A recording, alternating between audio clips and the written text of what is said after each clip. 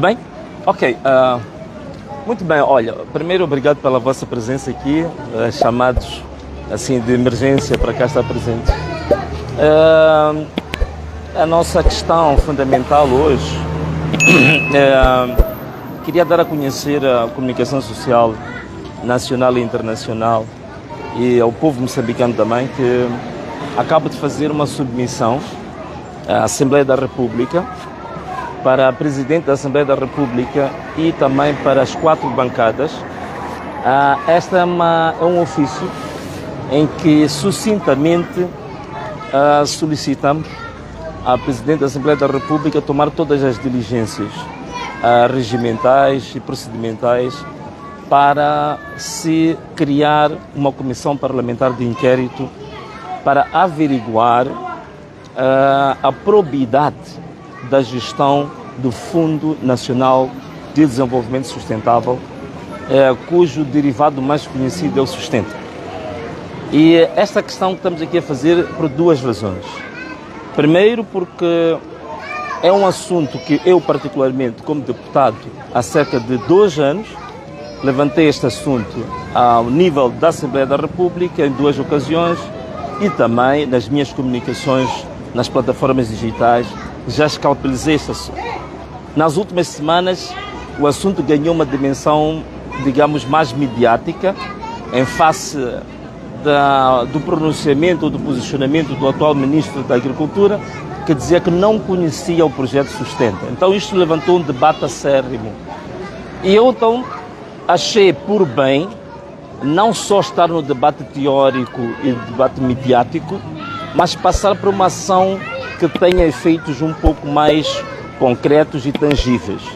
É que se temos um fundo público com fortes indícios de ter sido mal usado, mal gerido, cuja gestão a ter este momento indiciária ter sido extremamente danosa para o bem público, então temos possibilidades de, ao nível do Parlamento, se averiguar até que ponto esta percepção generalizada ela corresponde à verdade ou não.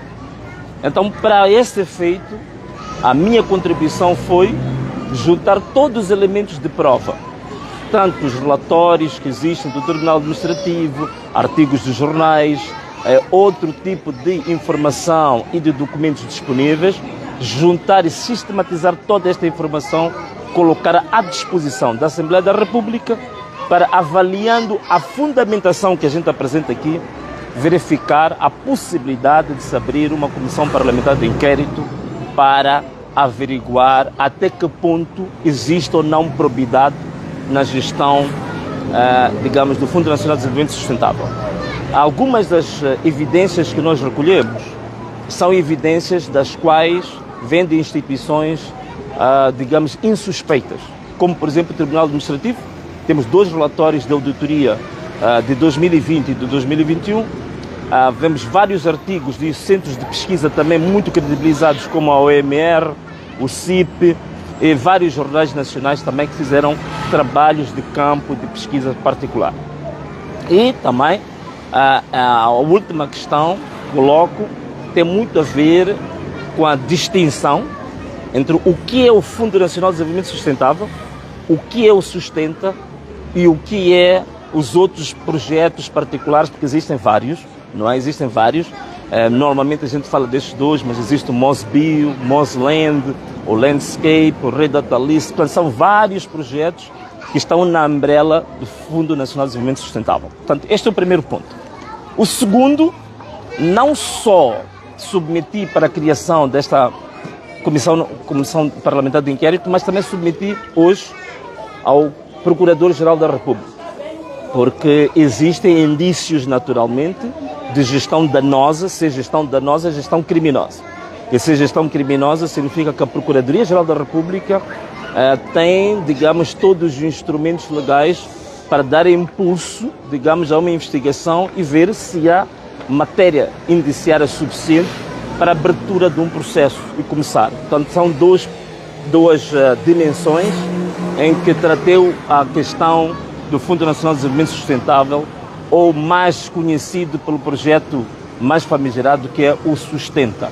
Portanto, esta que era a questão que eu queria partilhar convosco, no sentido de que também é uma componente didática para o povo moçambicano, porque a Constituição da República, no seu artigo 182, define que quem tem iniciativa de lei só são apenas as unidades da Assembleia da República, como as bancadas parlamentares, os deputados, digamos também, penso que a Comissão Permanente.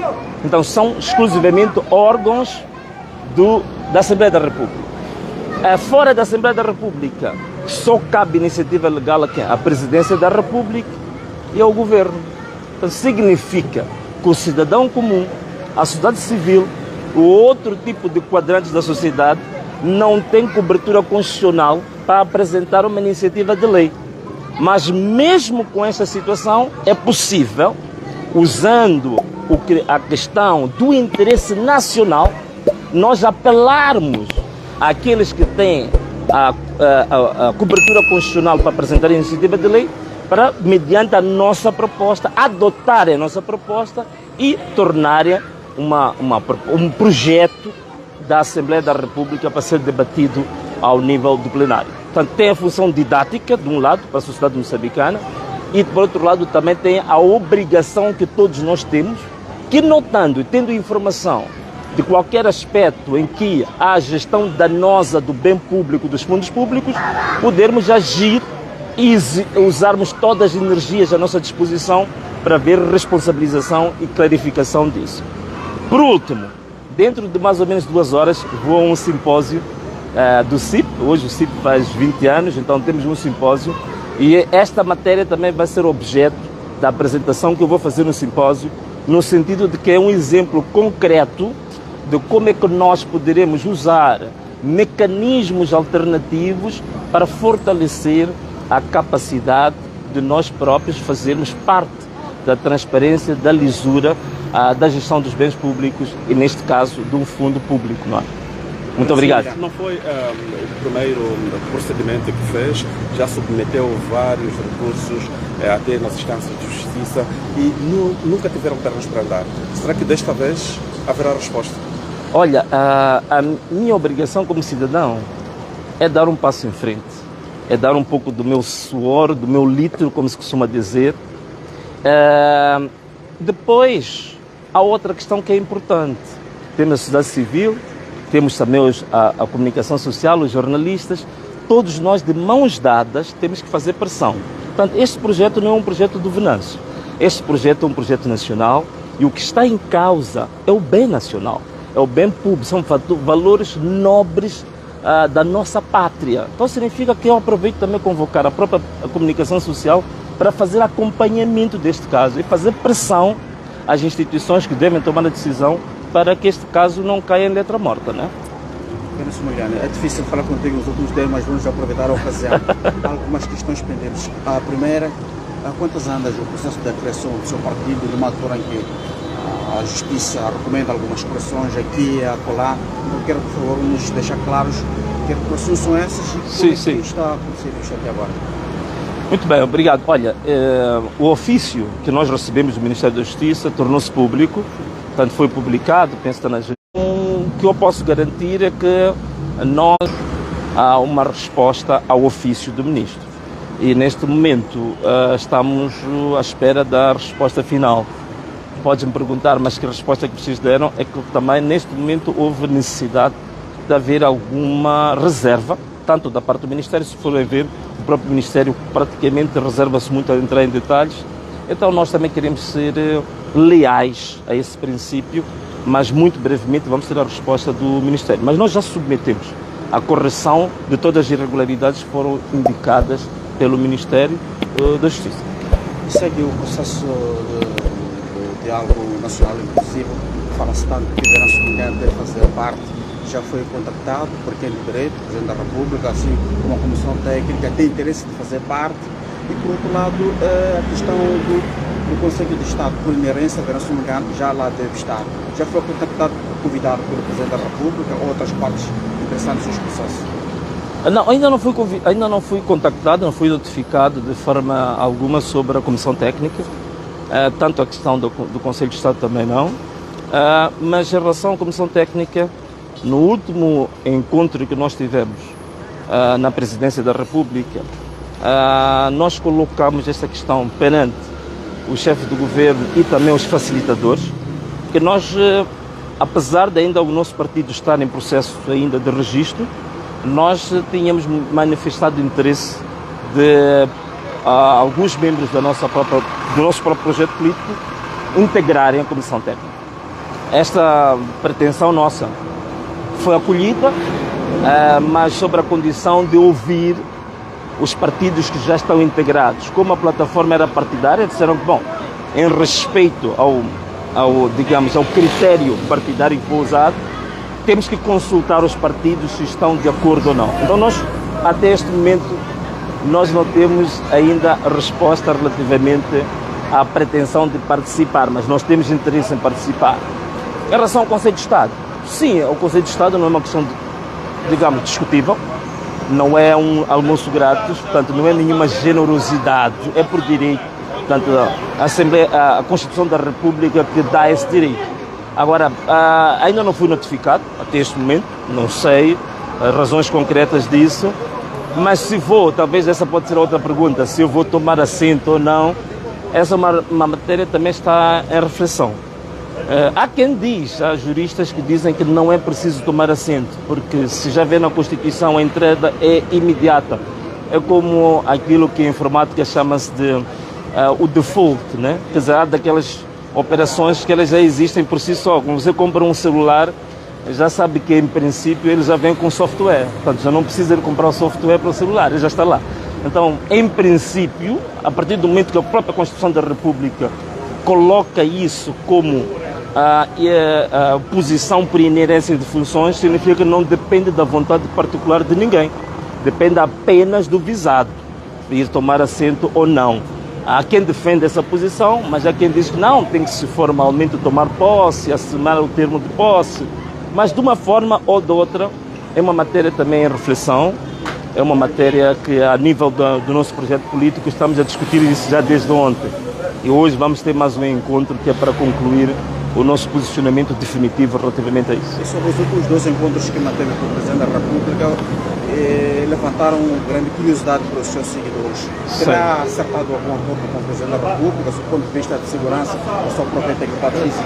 Não. Em relação à minha pessoa, aproveito até agora as câmaras de televisão e eu vi aí um entertainment, um apresentador de televisão até a fazer uma piada, dizer que o meu operador esteve lá a entrevistar o Venâncio, se eu estivesse lá eu ia perguntar ao Venâncio se ele comeu ou não comeu. Quer dizer, no sentido de que houve algum benefício particular para mim. Quero vos garantir aqui, de olhos bem abertos, olhar sem nenhum receio, eu não pedi e não exigi e nem vou exigir nenhum benefício particular à minha pessoa.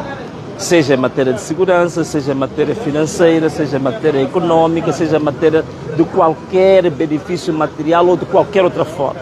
Não tenho interesse nenhum em benefícios particulares. Agora, o que eu pedi, o que nós colocamos, o que foi acordado, é haver celeridade no processo da amnistia relativamente às pessoas que estão detidas, são mais ou menos 4.000 pessoas. Tem que haver celeridade na instrução ao Serviço Nacional de Saúde, que é um serviço público, para se garantir tratamento médico e medicamentoso gratuito a todas as pessoas que foram feridas durante o processo das manifestações. São mais ou menos 2.000 pessoas. E também garantir compensação às famílias que perderam os seus garantes de sustento. Portanto, há muitas famílias que perderam pai, que garantia o sustento da casa. É preciso, isso é uma obrigação do Estado, nós entendemos que é uma obrigação do Estado compensar essas famílias que se encontram nessa situação.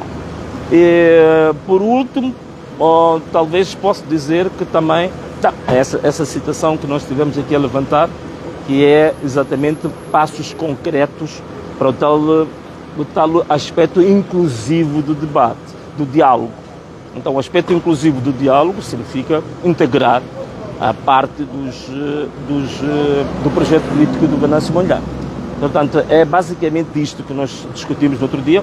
Outro aspecto importante que esse se concretizou Os outros estão pendentes, portanto, até esta altura ainda não estão operacionalizados, mas também houve um comunicado em que o comunicado fez referência que havia necessidade de o espírito do diálogo a nível central ser transmitido também para nível das províncias e dos distritos. Significa que o meu projeto político a nível dos meus coordenadores provinciais e distritais, a partir daquele comunicado, ficavam com mandato de submeterem ofícios aos governadores provinciais, aos secretários de Estado, para terem encontros para operacionalizar os consensos, sobretudo na matéria de segurança.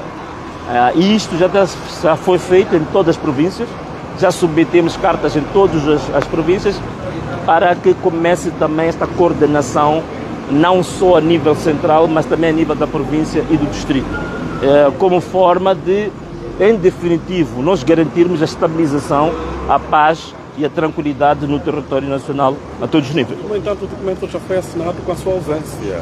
O diálogo político foi assinado a 5 de novembro, não era de março. 5 de março. 5 de março foi no dia... Não estava, não fez parte. Assim não fiz parte, porque nesse dia eu estava a sofrer um atentado, né? Não tinha como estar a assinar o acordo e ao mesmo tempo estar a esquivar as balas da UIR. Portanto, foi um dia que ali no Expresso, a caravana que eu vinha, em que estávamos praticamente festejando, estávamos ali praticamente ovacionando com a população. Portanto, era um festejo, era um cortejo, digamos, de festejo com a população, cantando. A UIR atacou com balas verdadeiras, vocês sabem as vítimas que foram causadas, e eu estava naquele dia naquela caravana. Foi assinado este acordo com a sua ausência, não participou do diálogo? Não participei do diálogo, ainda não participei até este momento. E eu, como estava a dizer, que havia interesse em o meu projeto político fazer parte deste diálogo. Nós colocamos esta pretensão no último encontro que nós tivemos na presidência da República. Portanto, até este momento não há resposta em relação a isto. Obrigado. Yeah. Ok, muito obrigado, tá bem? Fiquem bem, tá bom.